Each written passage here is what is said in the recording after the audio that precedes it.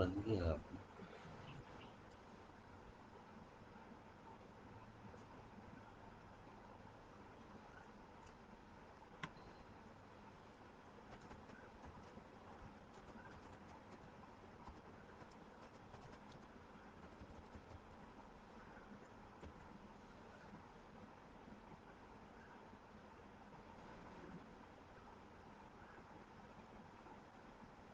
जय गुरु जी। जय गुरु जी। अ, मेरा नाम आकाश सेठी है। आज फिर से आदेश हुआ है सत्संग करने का। और आप सबको सबसे पहले तो फादर्स डे पे परमपिता गुरु जी के दरबार में हाजिर होने के सौभाग्य पे बहुत बहुत मुबारक, बहुत बहुत शुभकामनाएं। फादर्स डे पे हम परमपिता गुरु जी को ना स्मरण करें, उनके विषय में कुछ ना कहें, तो ऐसा तो हो नहीं सकता।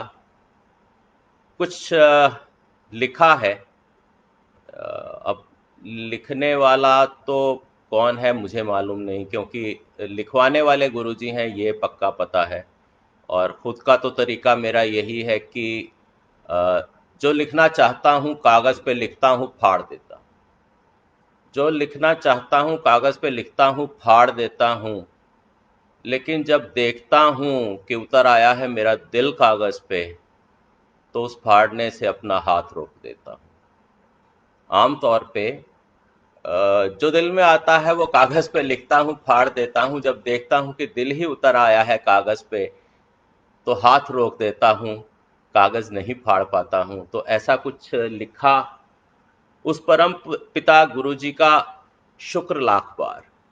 उस परम पिता गुरु जी का शुक्र लाख बार, जो हर दुख सुख में, हर कठिन समय में, इस लोक में उस लोक में अपनी चरण की छांव देता है, बख्श देता है कर्मों की सजा से, हम भटके हुओं को राह सुझा देता है।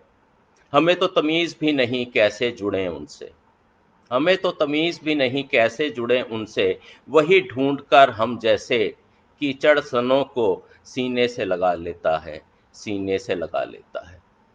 तो मेरे गुरु जी के साथ के सफ़र में जो मेरी हमराह रही है, मेरी पत्नी, मेरी अर्धांगिनी, मेरी शरीके हयात, तो आज सत्संग करने की जिम्मेदारी उन्हें दूंगा।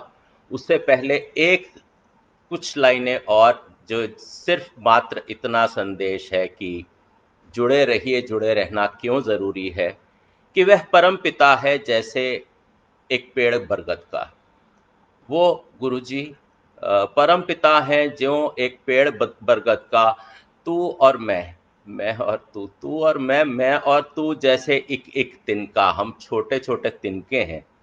आंधी तूफानों से सदा भरा रहता है ये समा, ये जगत का समा आप देख रहे हैं कैसा भयानक, भयंकर और खतरनाक चल रहा है समा।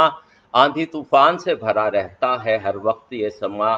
किसी तिनके का भरोसा नहीं, तिनके का भरोसा नहीं, एक भी पल छिन का निर्भय होकर जी पाया है वही, जो रहा जुड़ा बरगद से। निर्भय होकर जी पाया वही, जो जुड़ा रहा बरगद से। और जिसने कहा तूफानों से, समझना ना मुझे तू तिनका, मैं हूं तिनका, यानी कि मैं उस बरगद का हूं। मैं ऐसे कोई ऑर्डिनरी तिनका नहीं हूं, मैं जुड़ा हुआ तिनका हूं। और देख सुख का माहौल, जब आदमी पे कष्ट नहीं आता वो धीरे धीरे अपने परम पिता को भूलने लगता है। देख सुख का माहौल जो जोड़कर ये तोड़ बरगद से, जा उड़ा खुली सुहानी हवाओं में, वो तिनका तज गया सुकून दोनों जहां का। और पाया क्या मजा बस कुछ दिन का, मजा बस कुछ दिन का। इतने शब्दों के साथ जय गुरु जी। मैं अपनी पत्नी से आपको परिचित करवा चुका हूं। अब ये जो हमारा जीवन वृतांत है, जो जो गुरु जी के साथ बीता है, उसके विषय में आपको बताएंगी। जय गुरु। गुरु जी की प्यारी संगत को मेरा प्रणाम। गुरु जी को प्रणाम, जिनकी छाया तले हम सब अपना जीवन व्यतीत कर रहे हैं। और एक वो सहारा मानकर कि हमें किसी भी तरह से कभी भी कोई परेशानी नहीं आ सकती, ऐसा मानकर, ऐसा धारण करके जब हम अपने दिन की शुरुआत करते हैं, तो एक एक इतना भरोसा होता है कि ये जीवन जैसे इतनी सुगमता से चलता आया है, ये आगे भी वैसे ही चलता रहेगा। और गुरुजी की कहें तो जैसे आज ये मौका है फादर्स डे का, और हमारे लिए तो ये एक ऐसी जर्नी रही है जिसकी शुरुआत ही इसी चीज़ से हुई कि हमारे 10 वर्ष विवाह को बीतने के बाद भी कोई संतान नहीं थी। और जब किसी गुरुजी की ही संगत के साथ हम वहाँ पहुँचे, तो गुरुजी ने पहला सवाल ही मुझे यही किया कि क्या चाहिए तुझे? किस लिए आई है तू? तो मैंने बहुत ही घबराते हुए, डरते हुए गुरुजी से कहा कि गुरुजी, इतने वर्ष हो गए हमारी शादी को और हमारे अभी तक कोई संतान नहीं है। तो गुरुजी ने मुझे कहा कि हाज़री लानी पएगी दरबार इच। तो मुझे उस समय तो इतना समझ नहीं आया, लेकिन जो मुझे वहाँ की संगत ने समझाया, उन्होंने यही कहा कि गुरुजी ने आपको आज्ञा दी है कि आपको लगातार यहाँ पर आना है और गुरुजी के दरबार में आके बैठना है, लंगर करना है और जाना है, और आपकी इच्छा जो है पूर्ण होगी। तो इस तरह से हम गुरुजी से जुड़े। और जब गुरुजी ने हमें आदेश दिया, हम चूँकि रोज़ नहीं जा सकते थे, हम दोनों एम्प्लॉयड थे, तो गुरुजी ने हमारा फ़िक्स किया कि आप हफ़्ते में 1 बार कभी भी आ सकते हैं, जब आपके पास समय हो। तो हम लोग एक दिन अपना फ़िक्स कर लेते थे, जब हम दोनों के पास इतना टाइम होता था कि हम दरबार में जाके आराम से बैठ सकें, तो हम जाते थे। ऐसे जाते हुए जब काफ़ी टाइम हमें बीता, लगभग 1 साल बीता होगा, तब गुरुजी ने अ, तब ऐसा हुआ कि मेरे हस्बैंड का सिलेक्शन हो गया एमबीए के। एंट्रेंस दिया इन्होंने, उसमें सिलेक्शन हुआ। मुझे बड़ा बुरा लगा कि ये अगर चले गए तो सारा जो प्रोसेस चल रहा है, थोड़ा बहुत मेडिकल ट्रीटमेंट भी चल रहा था हमारा, तो मुझे लगा कि ये तो सारा कुछ एकदम से ही खराब हो जाएगा। तो हमने ये डिसीजन लिया कि हम गुरुजी के पास जाएंगे और हम गुरुजी से पूछेंगे। तब हमारे पास ये ऑप्शन हुआ करता था कि हम हर चीज़, हम कहते थे हम गुरुजी के पास जाएंगे और हम पूछ लेंगे। तो हम पहुँचे दोनों थोड़ा बहुत आपस में झगड़ा करते हुए, और गुरुजी को जैसे ही हमने ये सवाल किया, तो गुरुजी ने तुरंत कहा, अपॉर्चुनिटी नॉक्स ओनली वंस, तुम्हें जाना चाहिए। तो मुझे काफ़ी मन मेरा काफ़ी छोटा हो गया कि गुरुजी ने तो आज इनकी तरफ की बात कर दी, और मैंने गुरुजी की तरफ बड़े, क्या बोलूँ कि शायद मेरी आँखों में गुरुजी ने पढ़ लिया जो मेरे मन में था। तो गुरुजी ने कहा कि तेरा कल्याण कितना। अब मुझे तो ये समझ नहीं आया कि ये 2 चीज़ें, 2 बातें हुई उस समय में। कल्याण कितना, ये एक शब्द गुरुजी ने, एक सेंटेंस कहा, और उसका क्या मीनिंग है इसका मुझे कुछ भी आइडिया नहीं था। उसके बाद हम घर चले गए और यही हुआ कि मेरे हस्बैंड का ये विचार बना कि वो अपने एमबीए के उसके लिए जाएँगे, प्रोग्राम के लिए, जो कि एक रेज़िडेंशियल कोर्स था, और ये मेरे से तो दूर ही रहेंगे वहाँ पर जाकर।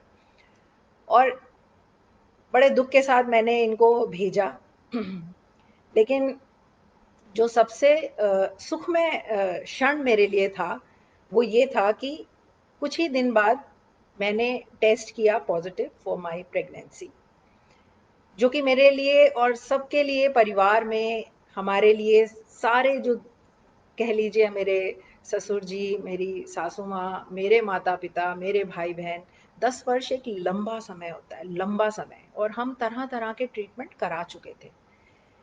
लेकिन जब गुरुजी ने कल्याण करना था, तो उन्होंने इतने छोटे स्पैन में सब कुछ कर दिया कि उन्होंने मुझे ये आशीर्वाद भी दिया कि मैं माँ बनूँ, और मेरे हस्बैंड को ये आशीर्वाद दिया कि वो पिता बने।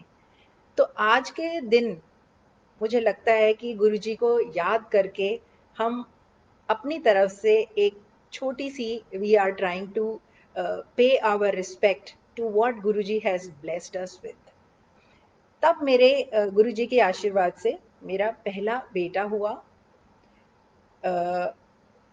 और जब मैं उसको छोटा ही था, जब मैं उसको लेके गुरुजी के पास गई, तो गुरुजी ने मुझे जैसे ही उसको देखा, गुरुजी मुझे कहते एक और मुंडा ले ले। तो मेरे लिए थोड़ी-सी असमंजस वाली बात हो गई कि अब ये 10 साल बाद आया है और लालच करना मुझे लगा कि बहुत अ, उचित ना लगा मुझे। तो मैंने उन्हें ये कहा कि मैंने उन्हें कुछ कहा ही नहीं, मैंने उनको कुछ जवाब ही नहीं दिया और मैं वापस आ गई। अब मैं जब अगली बार फिर अपने बेटे को लेके गई, तो गुरुजी ने मुझे फिर कहा कि तू एक मुंडा और ले ले। मुझे फिर नहीं समझ में आया गुरुजी इतना इंसिस्ट कर रहे हैं, और ऐसा था कि वहाँ पर काफ़ी सारे कपल्स हमारे जैसे थे, जिन्हें गुरुजी ने उस टाइम ब्लेस किया था, और भी थे जो who were still awaiting the blessings.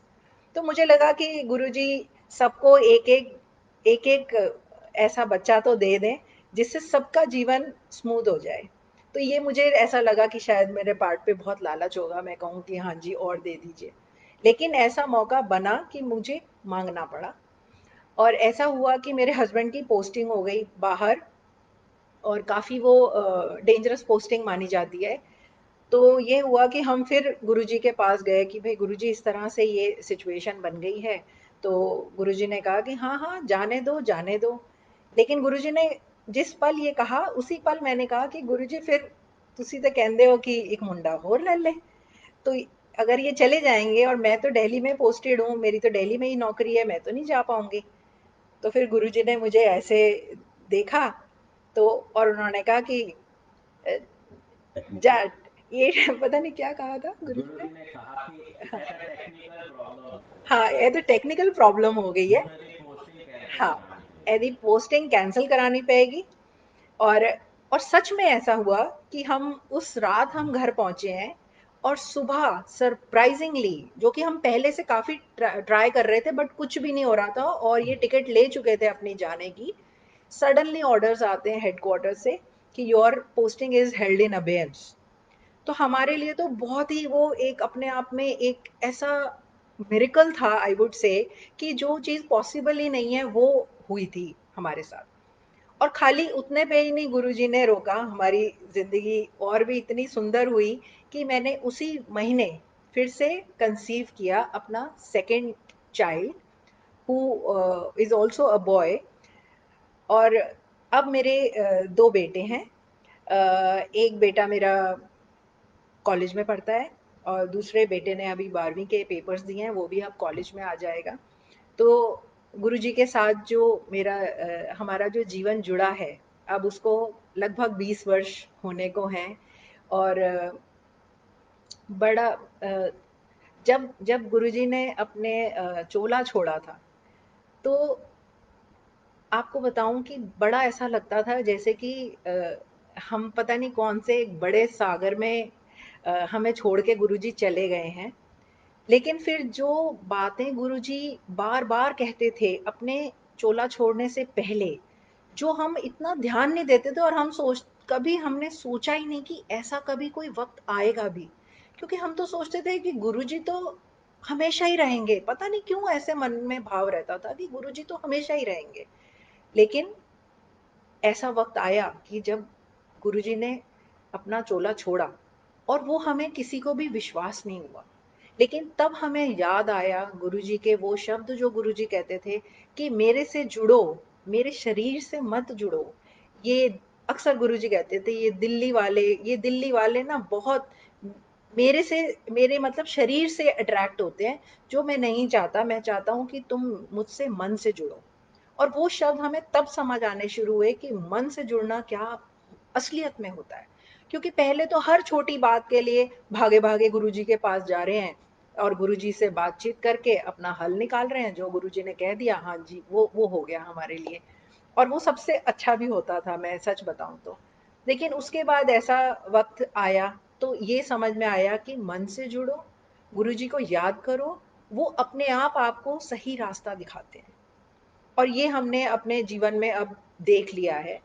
जो ये पोस्टर आप देख रहे हैं पीछे लगा हुआ है, ये गुरुजी ने मुझे दिया था। और इस पे ब्लेसिंग्स ऑलवेज लिखा हुआ है, और ये गुरुजी ने खुद से साइन किया था। और मेरे लिए ये सबसे बड़ा ट्रेजर है जो मुझे लगता है कि मेरे पास है। अ, और कुछ भी ट्रेजर नहीं है जो इतना बड़ा है, ये गुरुजी के। और गुरुजी ने ऐसा भी मेरे साथ किया कि उन्होंने मेरी पीएचडी कराने में जितना मेरा सहयोग किया, वो वो भी बताने लायक एक इंसिडेंट है।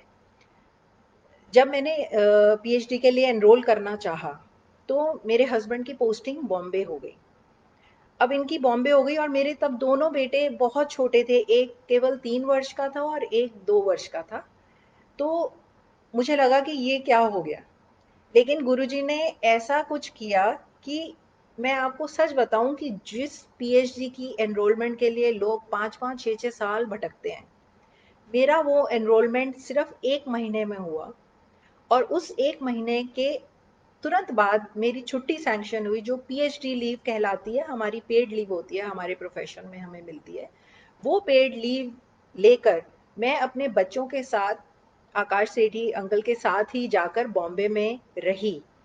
और वहाँ रहकर मैंने अपनी पीएचडी करी, जो कि मेरे ख्याल से अपने आप में भी एक रिकॉर्ड पीरियड में मैंने अपनी पीएचडी भी कंप्लीट करी इन 2.5 years, जो कि नॉर्मली लोग 6 साल 7 साल बहुत लंबी चली जाती है। मैंने वो कंप्लीट करी बॉम्बे रहकर। दिल्ली भी आती थी, गुरुजी से भी मुलाकात होती थी। और गुरुजी को पता था, और मुझे अक्सर कहते थे पीएचडी का फुल फॉर्म क्या होता है, और मैं काफ़ी कई बार बेवकूफ़ों की तरह उनको बताना चाहती थी कि डॉक्टर ऑफ फिलोसफी होता है डॉक्टर गुरुजी। तो गुरुजी मुझे कहते थे पीएचडी का मतलब होता है पागल होने का डर। और मुझे समझ में आया कि जो लोग बहुत सालों तक पीएचडी नहीं कंप्लीट करते, शायद वो ऑलमोस्ट पागल होने की स्टेज में चले जाते हैं। पर गुरुजी ने मुझे तो बहुत ही ब्लेस किया, और मेरी 2.5 year रिकॉर्ड टाइम में मेरी पीएचडी कंप्लीट हुई। मेरी थीसिस को गुरुजी ने साइन किया हुआ है, जो कि मेरे लिए एक और बहुत ही ट्रेजर ट्रोव है मेरे लिए वो। और इस तरह से ये तो कुछ वो मटेरियल चीज़ें हैं जिनकी मैं बातें कर रही हूँ। लेकिन हमारे जीवन में और ऐसे कई सारे पल आए, जिसमें हमने केवल गुरुजी का ध्यान किया, और हम उस मुश्किल घड़ी में से बड़ी सुगमता से बाहर आए, शांति से, कोई भटकाव नहीं, कोई मन को कोई परेशानी नहीं। और इस तरह का हम सबके जीवन में ऐसे कुछ ना कुछ मौके आते ही हैं। कभी कुछ ना कुछ ऐसा हो जाता है जो आप ना चाहते हुए भी हो जाता है। तो लेकिन गुरुजी का सहारा ऐसा है जिसके सहारे हम सारे सागरों को पार कर सकते हैं। अ, मैं ज़्यादा समय ना लेते हुए अब सेठी अंकल को बोलूँगी कि वो बाकी की कुछ बातें बोलें। जय गुरुजी। गुरु जी, अनगिनत प्रकरण हैं जहाँ गुरु जी ने प्राण रक्षा भी की है, और ऐसे ऐसे काम जो कि किसी मनुष्य के लिए, किसी ऑर्डिनरी महापुरुष के लिए संभव नहीं है, जो कि ये बताते हैं कि गुरु जी परमपिता स्वयं हैं, वो हमारे साथ कर दिखलाए। और उनके शरीर छोड़ने के बाद यह विश्वास दिलाने में उन्होंने उन्होंने ऐसे ही कोई है, ग्रामर लिया। उन्होंने कुछ ऐसे अंदाज से हमें शीघ्रता से बताया कि मैं कहीं गया नहीं हूँ, तुम्हें चिंतित होने की आवश्यकता नहीं है। तो उन सब उनके कर्मों की, उनकी रहमत को याद करते हुए गुरु पिता की फिर कुछ लाइनों में अपना आभार। जब कोई पूछता है, जब कोई पूछता है भेद प्रफुल्लित मन का, खिले हुए मन का भेद कोई पूछता है, जब कोई पूछता है भेद प्रफुल्लित मन का, जब कोई पूछता है कारण खिले हृदय उपवन का। दिल के बाग के खिले होने का कोई कारण पूछता है, जब कोई पूछता है भेद प्रफुल्लित मन का, जब कोई पूछता है कारण खिले हृदय उपवन का, जब कोई पूछता है उद्गम कि सोर्स क्या है तुम्हारी पॉजिटिव थॉट का, उद्गम सकारात्मक चिंतन का, जब कोई पूछता है शक्ति स्रोत भय विहीन जीवन का, कि तुम्हें डर आखिर लगता क्यों नहीं, जब कोई पूछता है शक्ति स्रोत भय विहीन जीवन का, क्या कहूं क्या समझाऊं मैं, क्या कहूं कैसे समझाऊं मैं, यह सब उपकार है उस परम पुरुष का जिसने ले अवतार गुरु जी का, किया कल्याण किया उद्धार जन जन का, किया कल्याण किया उद्धार जन जन का। तो पुनः एक बार उनका आभार हम कभी भी उतार नहीं सकते, लेकिन एक बार हमारी विनम्र तुच्छ धन्यवाद उनको, शुक्राना, लाखों बार शुक्राना, और सारा जीवन भी हम उनका शुक्र करते रहें तो भी लेश मात्र भी उनका उपकार कम नहीं होगा।